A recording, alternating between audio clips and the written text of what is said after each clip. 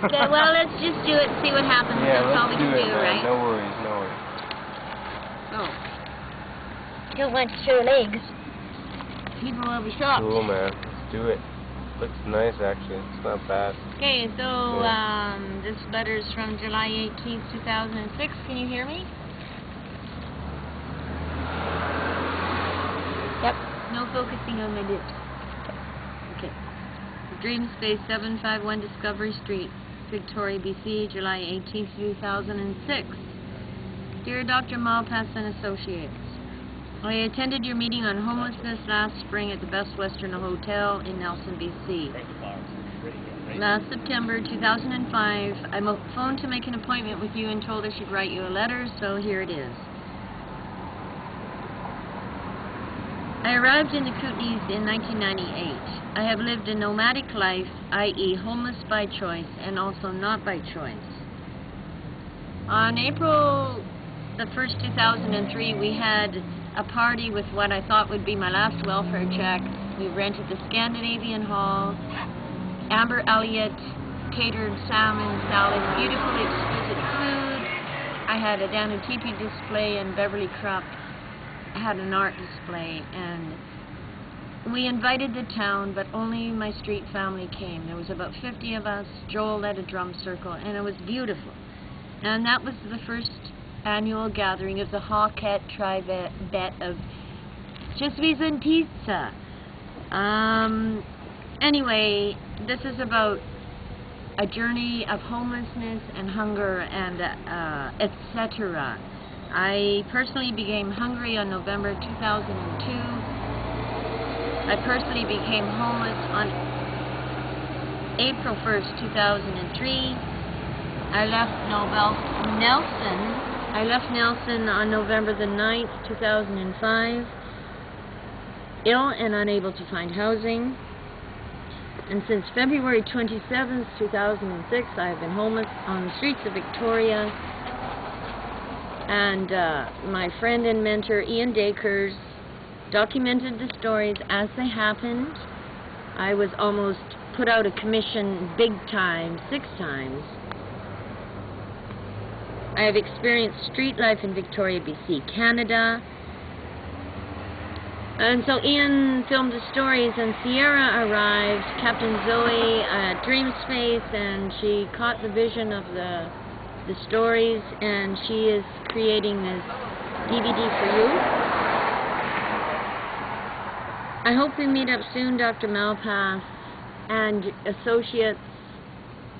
I know Phyllis Nash, I know Lee Reed, I know the Nelson City Police Department well, and Jim Reimer can give me a reference, and I can give you lots of references.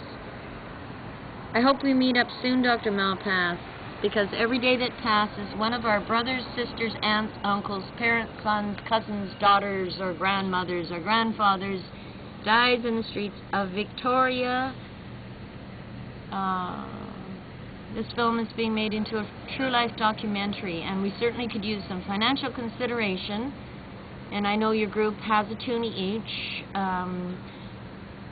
If any of you wish to contribute, Sierra's mother has a non-profit organization already set up, and you don't get a tax deduction, but say what, it's only a toonie. It's my own personal mandate to end street feed in Canada. I ended my own quite nicely at the world's smallest rainbow gathering in Kootenays in Argenta. So I want to say there's several things we're doing. We're forming Joycraft, which is a traveling gypsy band of musicians healing natural alternative solutions to a Western medicine system that is defective. There's Road Rash Regalia. We have designers. The hole in the Harley market is women's vests. We have Just Jones Upholstery. We can teach upholstery skills.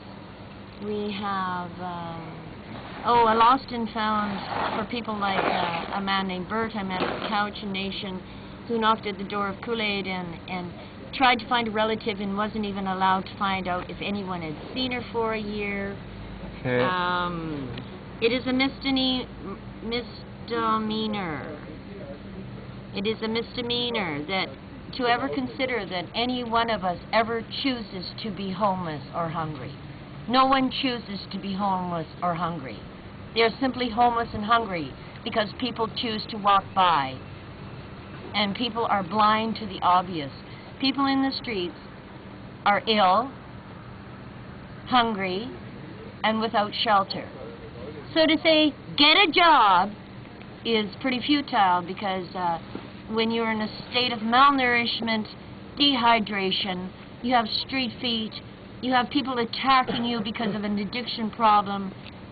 I mean, there's so many reasons. People lose their wives, they lose their house, they lose their children. So of course they drink, and of course they do drugs. And actually what we want to do is set up, I have in the Kootenays a business plan for $33,000 to set up baby eco-villages. I hear Gordon Campbell is compatible if you have an environmentally friendly idea. We have grape waste heat, hydrogen energy, Pelton wheels. We know the land we want to set up and take people off the streets. We know how to heal ourselves. Another thing I'm doing is... Okay, that's it. Let's wrap it up. Okay, goodbye, Dr. Malpass. We have to go out for alcohol.